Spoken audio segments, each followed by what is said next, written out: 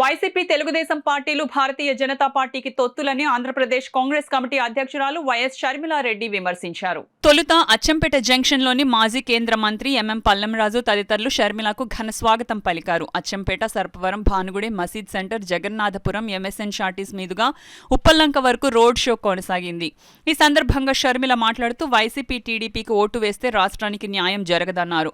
రెండు పార్టీలు బీజేపీకి తొత్తులని, ఒకరు సక్రమ పొత్తు పెట్టుకుంటే మరొకరు అక్రమ పొత్తుతో కొనసాగుతున్నారని విమర్శించారు. రాష్ట్ర విభజన జరిగి 10 సంవత్సరాలు పూర్తవుతున్న రాష్ట్రానికి సొంత రాజధాని లేదన్నారు.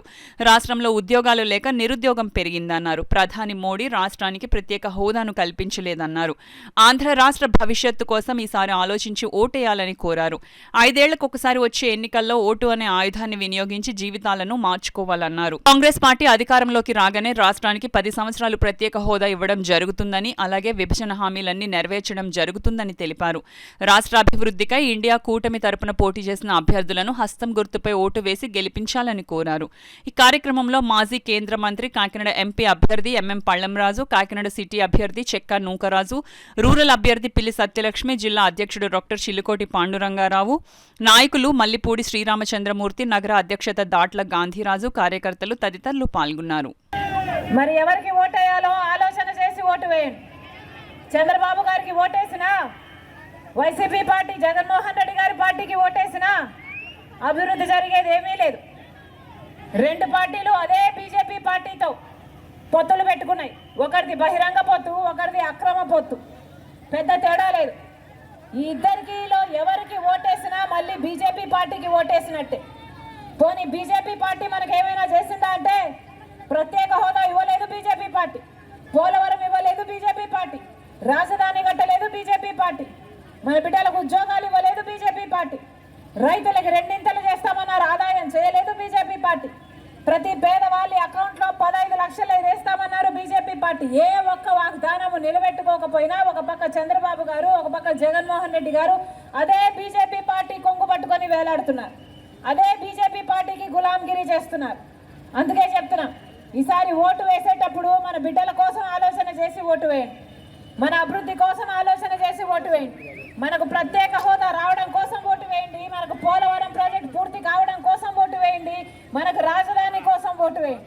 మళ్ళీ చెప్తున్నాం, ఒక్క కాంగ్రెస్ పార్టీ మాత్రమే ఈరోజు ప్రజల పక్షాన నిలబడిన పార్టీ. మీరు కాంగ్రెస్ పార్టీని ఆశీర్వదించండి. 10 సంవత్సరాల ప్రత్యేక హోదా తెస్తుంది కాంగ్రెస్ పార్టీ. మళ్ళీ రాజశేఖర్ రెడ్డి గారి సంక్షేమ పాలన ప్రతి ఇంటి గడపకు తీసుకొస్తుంది రాజశేఖర్ రెడ్డి బిడ్డ. మనస్ఫూర్తిగా కాంగ్రెస్ పార్టీని ఆశీర్వదించండి. ఎమ్మెల్యే అయినా, ఎంపీ అయినా, ఎంపీ అయితే మీ పల్లవరాజన్న గారు మీరు గెలిపించండి. పార్లమెంటులో అవసరమైతే మీ గొంతు వినిపించడమే కాదు, నిరాహార దీక్షలు చేసైనా సరే ప్రత్యేక హోదా సాధించడానికి తోడ్పడతారు పాలమరాజన్న గారు. దివంగత నేత, మన ప్రియతమ నేత డాక్టర్ రాజశేఖర రెడ్డి గారి ముద్దు పెట్టి మన మధ్య వచ్చారు. ఇవాళ ఆంధ్రప్రదేశ్ లో కాంగ్రెస్ పార్టీకి సారథ్యం వహిస్తున్నారు.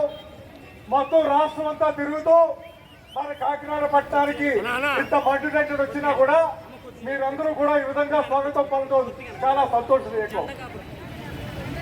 మరొకసారి స్వాగతం పలకండి. మనందరికీ తెలుసు, ఈనాడు రాష్ట్రంలో కేవలం కాంగ్రెస్ పార్టీ ఒక్కటే న్యాయంగా ఆంధ్రప్రదేశ్ ప్రజలకి రావాల్సిన ప్రత్యేక తరగతి హోదా గురించి, అలాగే పోలవరం ప్రాజెక్టు నిర్మాణం గురించి కట్టుబడి ఉంది. కేవలం కాంగ్రెస్ పార్టీ ఒక్కడే కట్టుబడి ఉంది. మిగతా పార్టీలన్నీ కూడా బీజేపీకి తొత్తులుగా ఉన్నాయి. బీజేపీ 10 సంవత్సరాలు కేంద్రాన్ని పాలించినా కూడా ఈవేళ వరకు ఆంధ్రప్రదేశ్కి న్యాయంగా రావాల్సిన ప్రత్యేక తరగతి హోదా గురించి ఒక్క పని కూడా చేయలేదు.